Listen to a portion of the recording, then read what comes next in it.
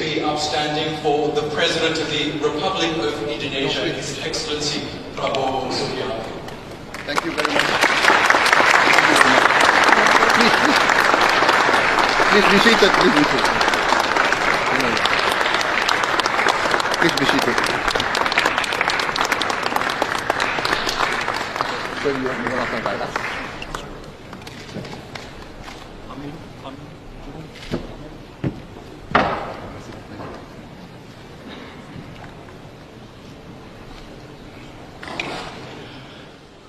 Good afternoon, ladies and gentlemen, Ibu dan Bapak yang terhormat, and welcome. Hoş geldiniz, selamat datang. I'm Oscar Surbakti, a news and business presenter at TRT World. I hope you've been enjoying the Antalya Diplomacy Forum so far. It is now my pleasure to welcome and introduce our distinguished guest for this ADF talk session, the President of the Republic of Indonesia, His Excellency Pak Prabowo Subianto. Prabowo Subianto became Indonesia's 8th president in October 2024 after winning the presidential election earlier that year. A former military general and businessman, he received an international education before graduating from the Indonesian Military Academy in 1974 and quickly rose through the ranks of the Army's elite special forces.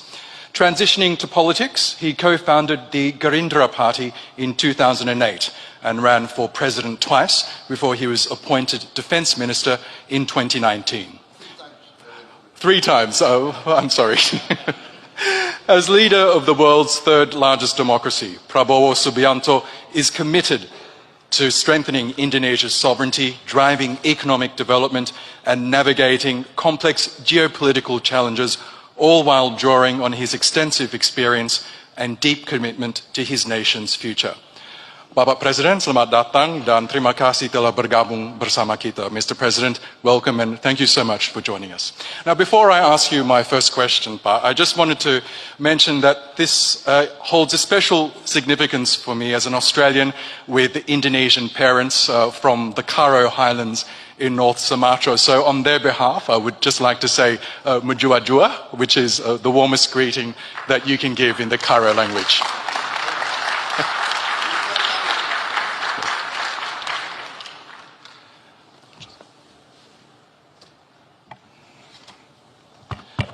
Now, Mr. President, as you know, this year's ADF is held under the theme Reclaiming Diplomacy in a Fragmented World. What does this phrase mean to you exactly in the current global context, and where do you see diplomacy falling short or potentially regaining strength in today's world? Thank you. To be very frank, I tend to be now a bit pessimistic about the success of diplomacy. But I realize that we cannot give up on diplomacy. Why do I say I'm pessimistic? Because what we see now in the reality, the real world, what we are witnessing now is actually the carrying out of the age-old adagium, the age-old, let us say, philosophy of Thucydides, the ancient Greek historian, who said that the strong will do what they can, and the weak will suffer what they must suffer. So this adagium is being played out in front of our eyes. What is happening is might becomes right. Who has the strength? Who has the capacity? Tend to do what they can do. And this is very very distressing, very sad for the rules-based system that has been created after the Second World War by the Western powers themselves. So this, for us, in the global South, in the aspiring countries that look up to the West, to be very frank, that want to create a democracy like the West. We believed in the lessons of the West. We believed in trias politica. We believed in freedom of expression, freedom of speech. As I said, no, I want to really correct myself, you know. Actually, I ran for president 4 times. I lost 3 times. So what I'm saying is, I believe in democracy. I was a soldier. I was a general. At one time, I commanded the strongest military force in Indonesia. And then I was told to step down. In more direct language, I was fired. But I swore an oath to uphold the Constitution. And the Constitution says very clearly that the President has the supreme power over the armed forces. So when my President asked me to step down, I did not hesitate. I said, yes, sir. So what I'm saying is we believed in democracy. We believed in human rights. We believed in the rules-based order. But now, all of a sudden, we see before our eyes, let us say, what President Erdogan mentioned, innocent children, innocent women, unarmed men being massacred in front of the eyes of the whole world. So, sorry. Sorry. So, this is what I say. I do believe diplomacy is the only way, the best way. But I tend to be a bit sad. What this means is, now every country has to prepare for the worst. This will take resources from us needed to eradicate poverty and eradicate hunger. Now we have to invest in a strong defense because we don't know what's going to happen next month, next week. So this is a bit saddening, actually. But yeah, if you want to ask me, I say that we have to go through diplomacy, but many countries now are assessing, I think, and are preparing for the worst. Preparing for the worst. Thank you.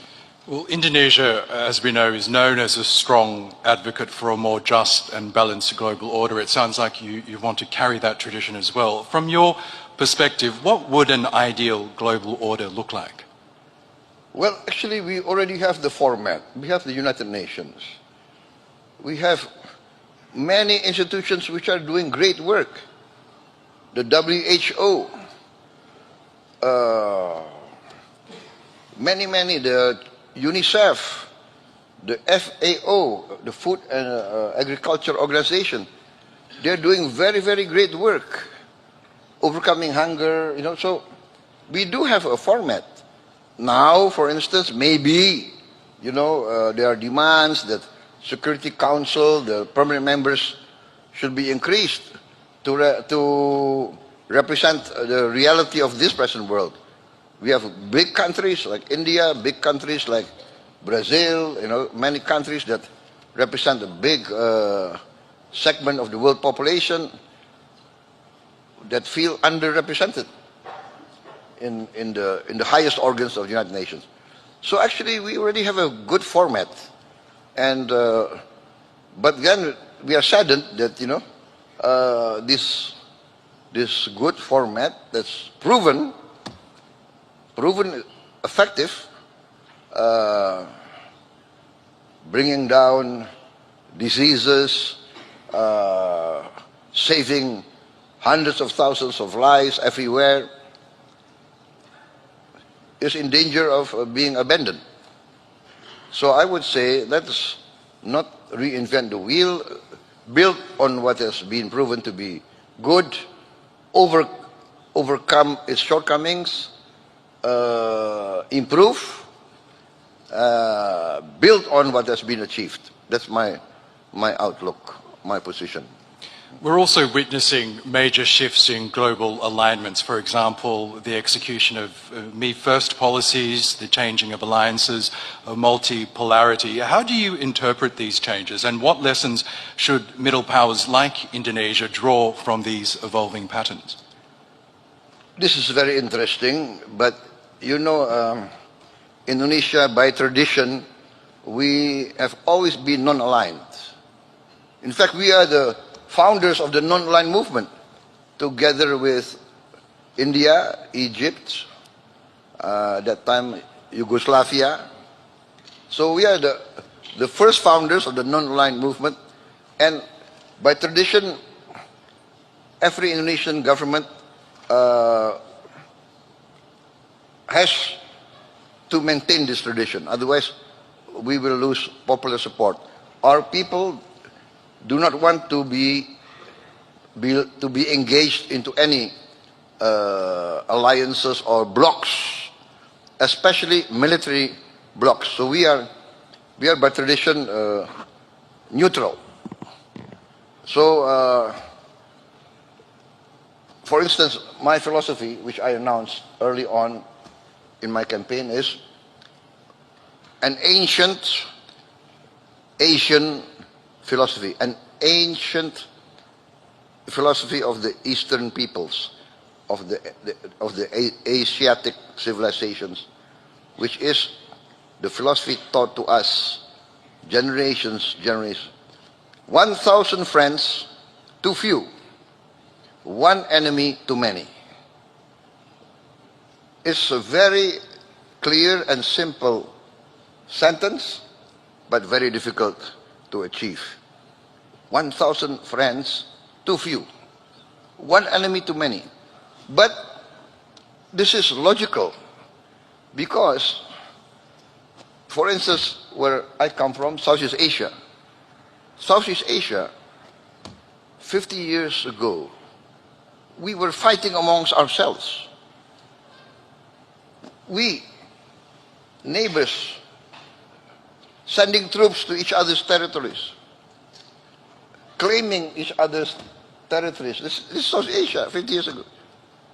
You know, and then amongst the wise leaders at that certain time, at a certain point in history, the leaders of 5 Southeast Asian countries, right, Singapore, Malaysia, Thailand, Philippines, and came to realize, hey, we have urgent agenda for our people.